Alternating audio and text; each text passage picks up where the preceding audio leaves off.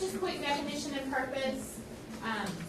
When I looked up the definition of scaffolding, there's about 65,000 different definitions, and they're all different. Scaffolding is basically any support that you give or offer your students to bridge the gap between what the student knows and what you're teaching. Some of our students can bridge that gap on their own. They don't have any trouble. Some of them, even with a very elaborate bridge built, have trouble going over. So eventually these supports can be removed and learning will continue to take place. That's for most students. I'm going to talk a little bit about what I do in my resource class, so special ed students, and some of those students, the scaffolding will never be removed, and that hence is the IEP, so to speak. So we'll go ahead and get started. That's just kind of the order of things. I have a handout for my portion, just for you to take notes if you want to do that.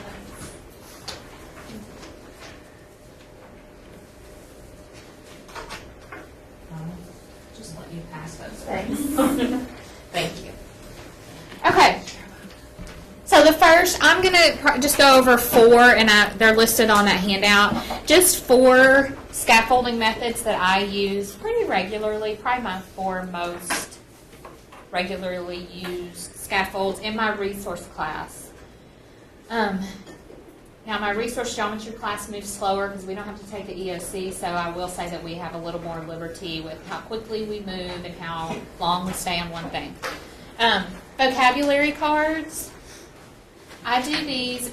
Geometry is very vocabulary driven. If you don't know what a linear function is, and you don't know what a parallelogram is, or you don't know what supplementary angles are, you can't solve, you can't, if you don't know what those words mean, you're not going to be able to do the task that's asked. So at the beginning of every chapter, I have them do vocabulary cards, and we keep them on a ring, and they put the word on the front.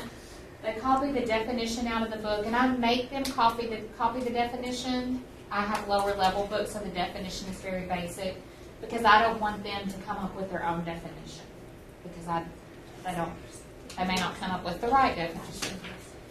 So they do that, and then we discuss the definition, and I will put a drawing, a figure, a shape, something on the board so that they have a picture to go with that word.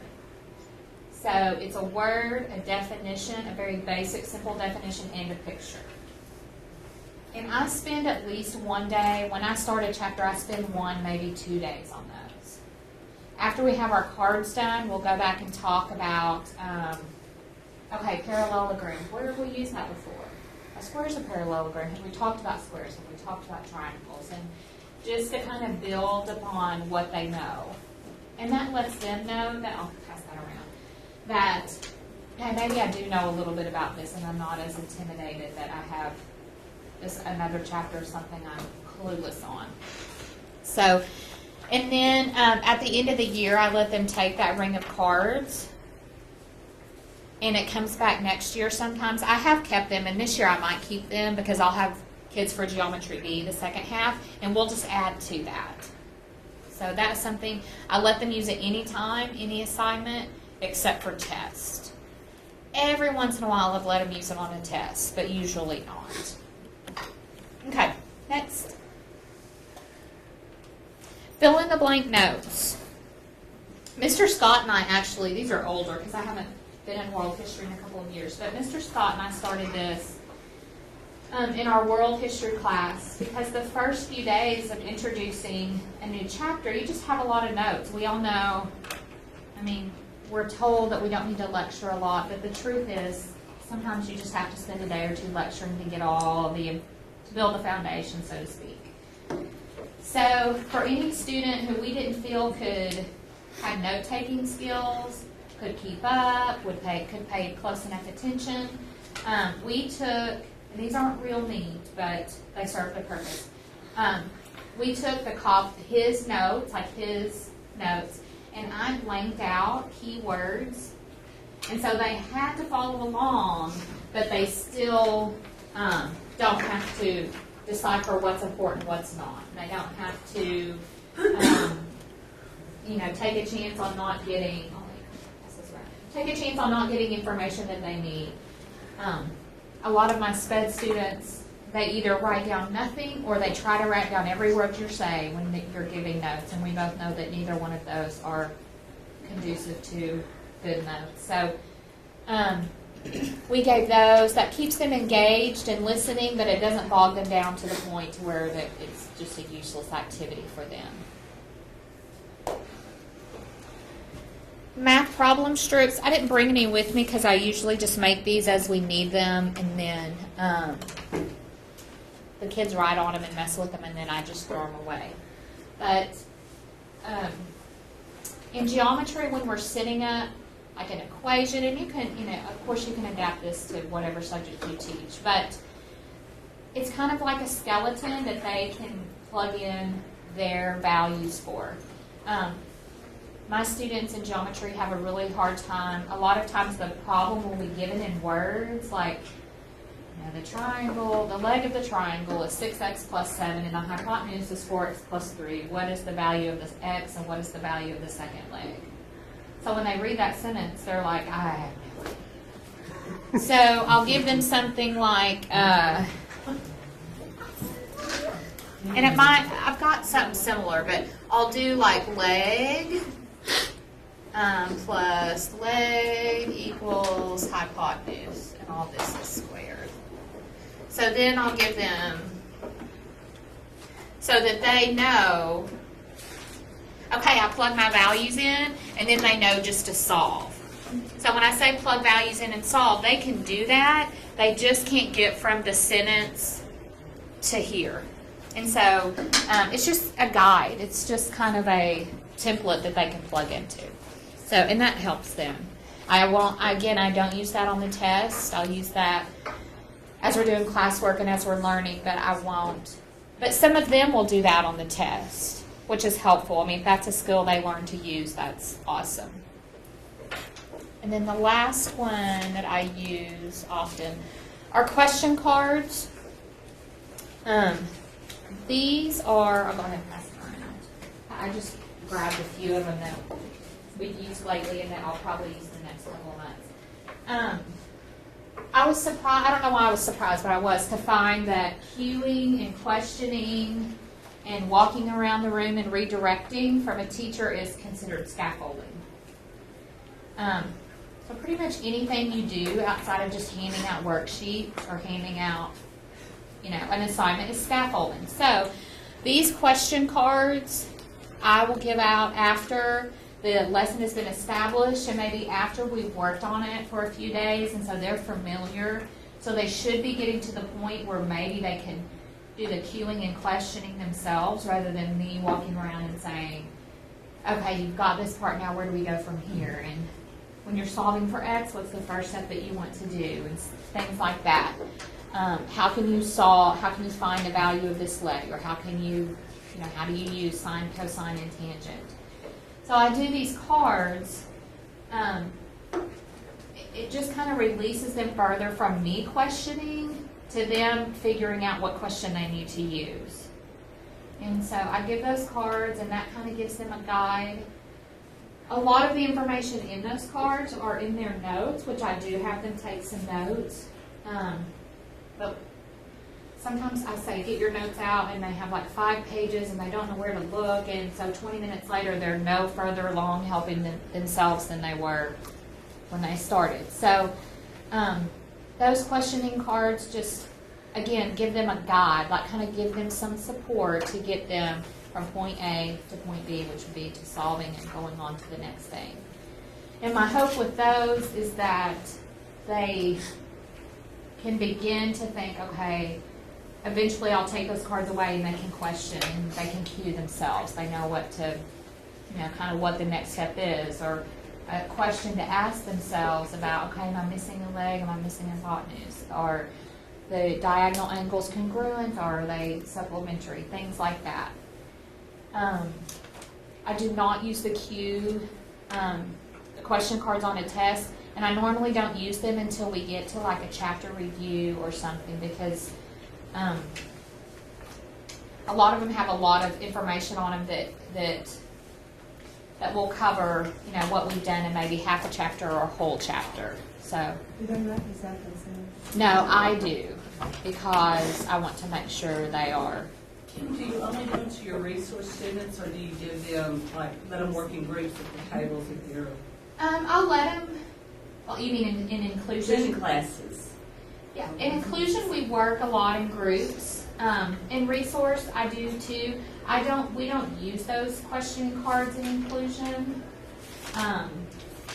Because honestly, in inclusion, we have them in groups, and normally there is someone in the group that is able to question and kind of help along. And we, of course, we're circulating, and I'm circulating in resource when I hand those out, but I do not use those. I could with certain students that are a little bit lower, but I have not used those in inclusion.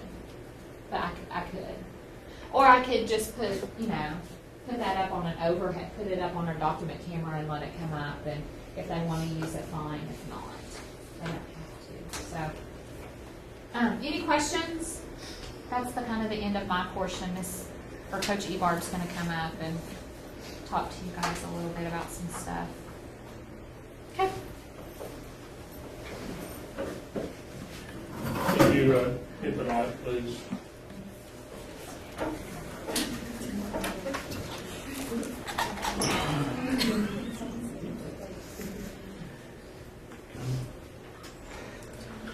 I'm such a sympathetic husband that I'm going through the changes with my wife, and I know it's cold in here to y'all, but I'm hot. And it's not that I'm terribly nervous. It's just I don't know what I'm changing into. It'll be interesting to find out. You realize he's filming this?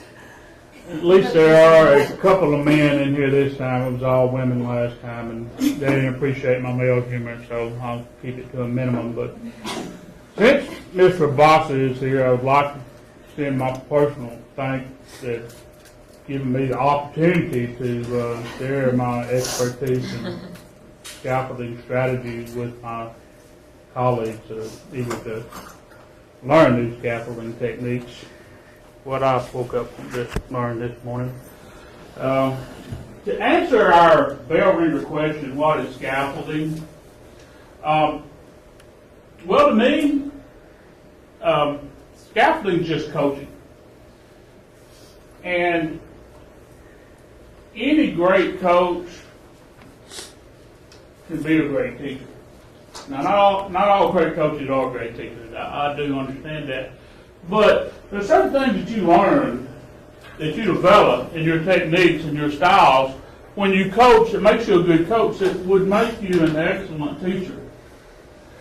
You look at a kid, you see his strength, you see his weaknesses or her weaknesses, and then you try to enhance their strength and then build up their weaknesses. In essence, that's what you're really doing in scaffolding. You're here, you have an objective here, how do you get them there? To me, that's scaffolding. And I know there's some great definitions we looked at, but to me, great scaffolding is simply great coaching. Now, I'm doing things a bit differently than my two colleagues, and what I decided to do is look at something that I attempted in class that didn't go as well as I had hoped it would, and then try to think, well, what could I have done that would have made that better? To go back to the beginning of the school year, we're all fired up, ready to go, got these great plans for the kids, and so I'm sitting there thinking, we're going to see something in service, and I'm drifting off in thought. And I said, those AP teachers, they all the time talking about bringing in their primary documentation for their students. That's their badge of honor. My kids are reading primary documents. I said, you know what? My kids could read primary documents. So, this is what I do. I go and I get Lincoln's first inaugural address. run copies of it all. I read through it, thinking, man, this is a pretty intelligent guy, you know that? And I come up with some questions. So, my kids come to class. Got them lined up. First day, they're still quiet. Big guy, big voice, they're still intimidated. So, I pass out my primary documentation. And I say, read. So I give them 20 to 25 minutes to read the primary documentation. And so now to hold them accountable, that's one word I do remember from in-service. We're holding our students accountable. I got some questions. After you've read, you're going to answer these questions. So now, kids are quiet. They've read the primary documentation. They're answering questions. And I'm sitting over there feeling real good about myself. Fontanopolis and Stewart got nothing on me. My record kids reading primary documentation. That lasts for about 37 seconds. Hands going up all over the room. What is this, Coach Ebarb? Is this right? Did I do this right? No. You didn't answer the question. You didn't answer the question. That's one thing I did learn in AP seminars time before last. Answer the question. Well, my kids were not answering the question. I'm over there frustrated now. I've got a group of kids who are dumbing a box of rocks. Why? I mean, why can't I be an AP guy? Why do I got to deal with these rocks? And it just blew up all over me. And of course, it's because the kids are not where they need to be. Let's talk to them last year. Let's teach these kids to read. Our Lord. These firing people around here. And then, a month or so ago, I get asked to do this. And so then it kind of clicks. Okay, you remember that thing you tried to do way back then that didn't work? Well, what could you have done that would have made it better? So, I'll go back and read Lincoln's first inaugural address again. But this time I tried to read it instead of being a, multi-diploma person history guy, and kind of look at it from the perspective of my students. This is the first thing I did.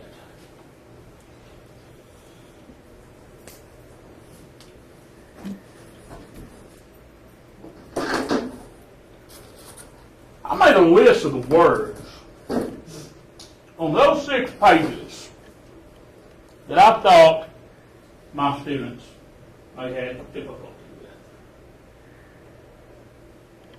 And I originally did this with PowerPoint. I learned PowerPoint this year.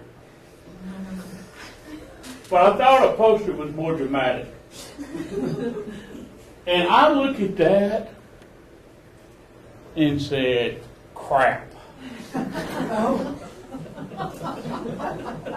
I am a horrible teacher. Spat on the hand. Bad teacher. Bad teacher. The name of this is something other about all you helping your students succeed. And what is the resounding answer when I put that up? No. I mean, I know I'm working with brilliant minds here, but, somebody fucks up. What does that word mean, And what the smart people? What do you think the kids are thinking when they have to grapple with this? So did I set my students up to succeed with this task? No. I set the stage for them to fail. And as a good coach, what I try to do is I try to put my players in the best position that they can succeed. If a kid can't pitch, I don't put him on the bump. He's not going to succeed there. I find something that kid can do. And then we get him better at it. Well, I still can't believe I did that. So how could I have made that better? Well, first of all, we got a word wall. So we got words for all the walls here. We got a bunch of words. You said, Coach, that's a bunch of words. Well, yeah, it is. So what do? We word wall it, and then I go through there and I separate it between content vocabulary and academic vocabulary. There's about 15 to 20 of those words that I've classified as content vocabulary. Let's focus on them. Let's PowerPoint them. Let's learn them. Let's test the kids over them to make sure. Let's hold them accountable for those words. And then let's go to the academic vocabulary there. Well, what else could I have done that would have made this a more productive assignment? I could have provided some clearer objectives for my students. They're coming in on summer break, I'm saying, read this, answer this. If I were to ask my 30 students in second period, what is an inaugural address? Probably get 30 different answers. 28 of them is going to be completely wrong. I have to build some background knowledge because most of these kids have not had American history since fifth, sixth grade, probably. 14 of my 30 in second period are language learners. They've never had American history. They have no background knowledge. They probably have no concept of what is an inaugural address. They need to know that. They need to know the purpose. Oh, somebody George Washington did it for everybody does it 10. Why do we have inaugural addresses? They need to understand the purpose of what this thing is that they're reading.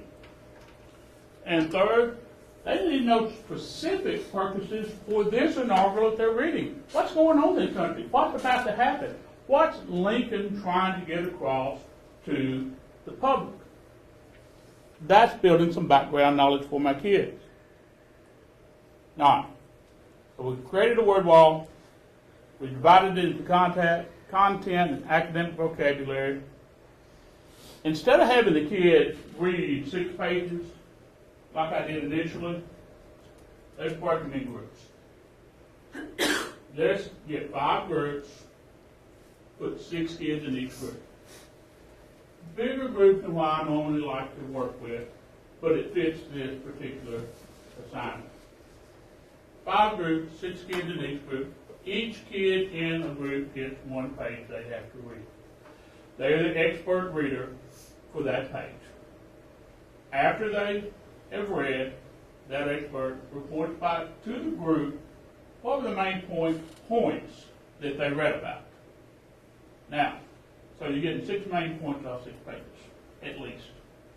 Now, as we get together as a group, we're going to get them to work collaboratively, and I want them to comprise a gist.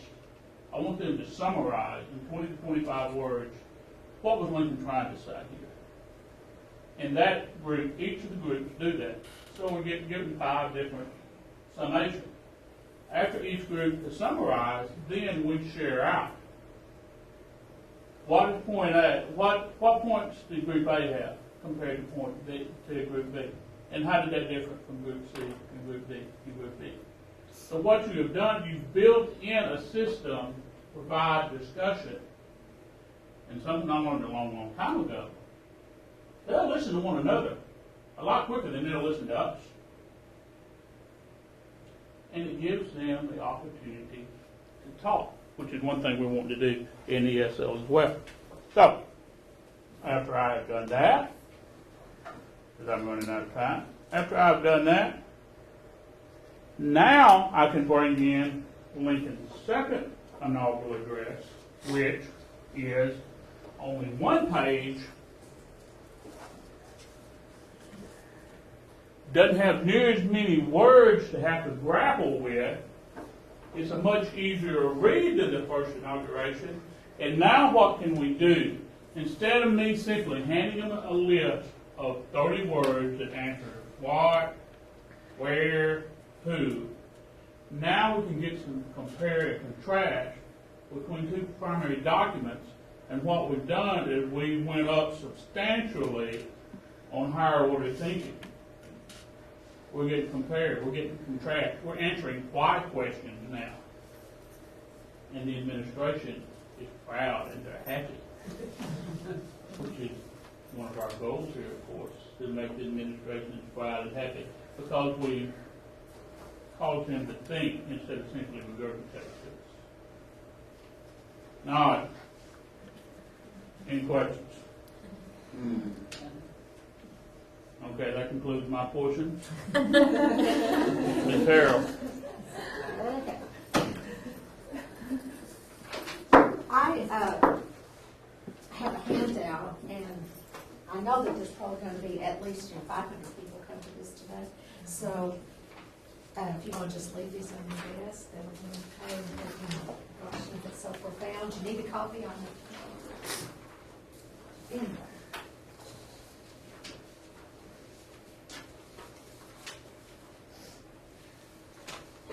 You're welcome. Okay, scaffolding for content-based language instruction. As I was doing my research, and like Kim said, there's so many different definitions, and I thought, well, gosh, what is it for me? For me, scaffolding is interaction with the kids to get them started. And it's the assessment that I use to measure their competence to get them to performance. Because in my ESL classes, the end goal is always the performance of the language.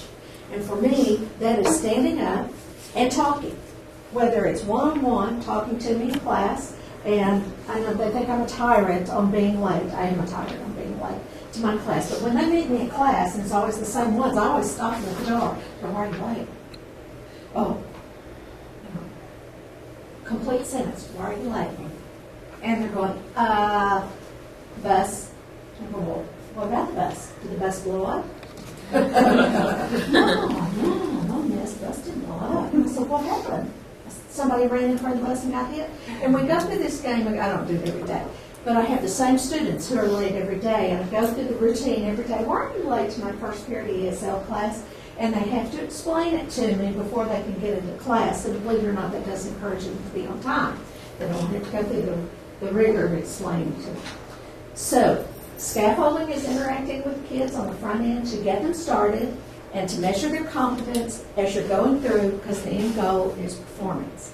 Now, I'd like to show you an example of scaffolding that we all have done probably one time or another, and it's all right here on this bottom, and you have to play like the car is the student, okay? So, go out in the morning, it's very cold, and I'm walking out, and my car's out there, not in the garage, parked out on the driveway, and I walk out, oh, dang, it's freezing. I go back in and I get my coat. That's the first interaction. Haven't touched the card yet, but I've already interacted with the card for the situation. I'm following them along. They'll correct me if I get off.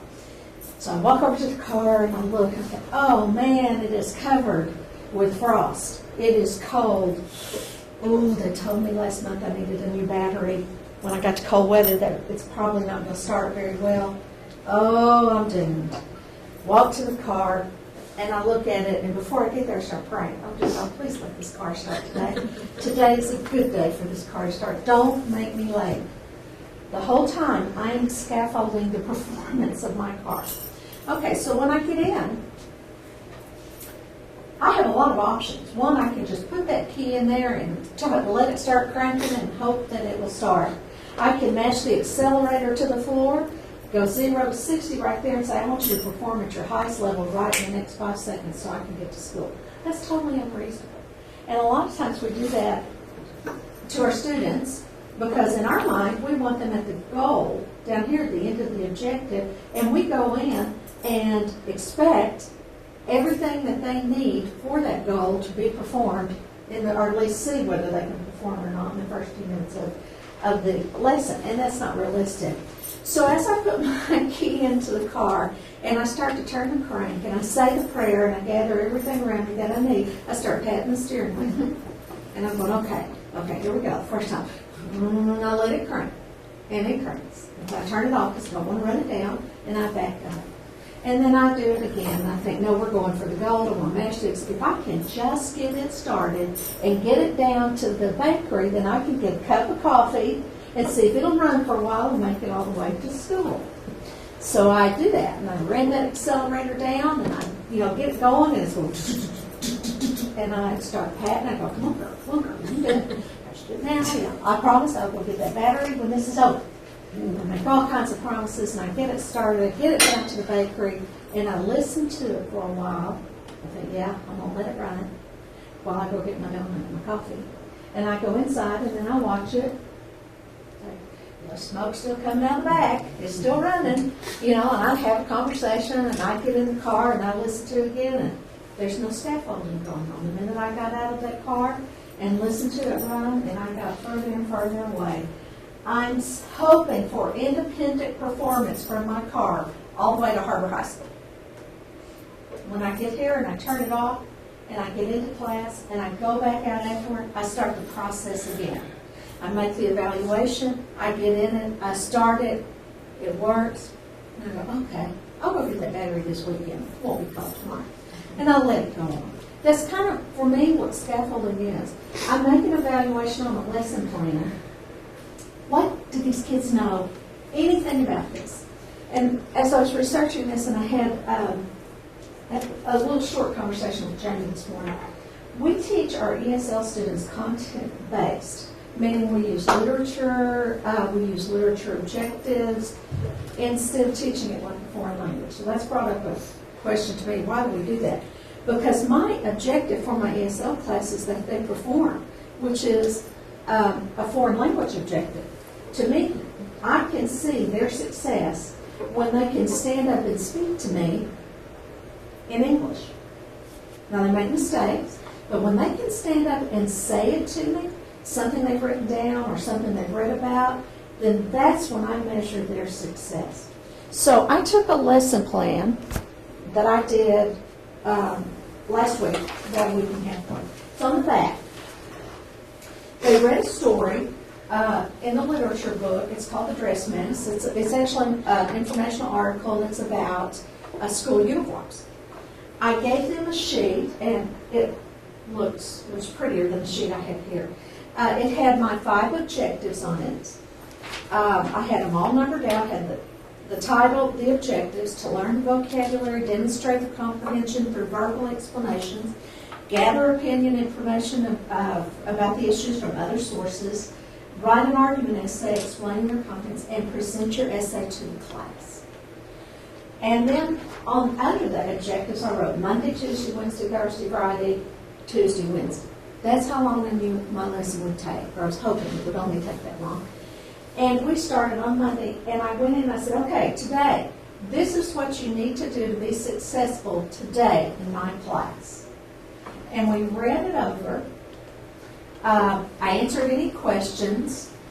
Most of them zipped right through to the last one and said, do we have to get up in front of the class and say this? And I said, oh, yes. That's why I have a microphone and the mic stand, and I put that up.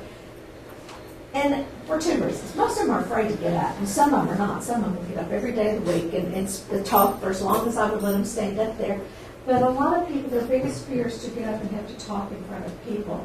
And I found this helps in 2 ways by doing this. They forget their fear about the rest of it, because sometimes their fear is focused on getting up and doing it. So sometimes that helps. We go over vocabulary, we go over opinions. I get them always to push, to go talk to somebody and ask questions and write down answers. So they had to do a couple of interviews. I think most of them interviewed their parents. A few of them asked teachers. I was hoping one of them would ask their next teacher. Where it was appropriate, I have them ask each other. I found that to be a real effective tool, and it is a scaffolding tool because it allows me to assess and allows me to interact with them. They will try to ask me a question about this, and I go, well, would you explain that to him, please? Let me listen to you explain that to him. You know, explain, I know a little bit of Spanish, explain that to me in Spanish, let me see if you're getting that right. Before they go to town, and I either say yes or no. Doesn't matter whether they're right or not. I say, yeah, I think that's right. Now tell me that in English, what did you say to them? And I get this interaction going of always talking so that I overcome the fear factor. My personal experience is that anytime I'm learning something that I don't know, there's always a fear factor.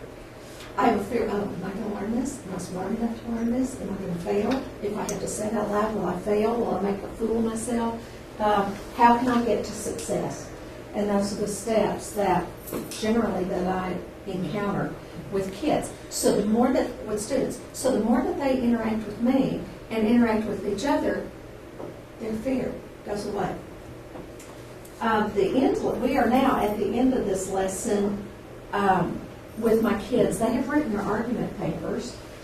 They are going to present their papers. I'm not sure they realize they're presenting their paper, but they are going to present their paper, and their paper is basically a page long. And for level 2, I think that's a huge hurdle that I have gotten over to get them. They didn't panic at writing something so long. And I have read a couple of them, and some of them are atrocious.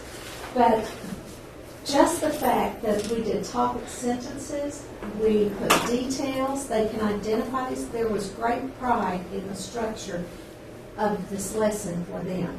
So my measurement has to be frequent, and it has to be, they have to have success at every level of competence. And I guess I can close with saying, for me, competence is what you know, performance is what you do. And in my class, I want them to perform. And I think it's a measure of what they have learned. So, any questions? That's it. You want to close? That's it.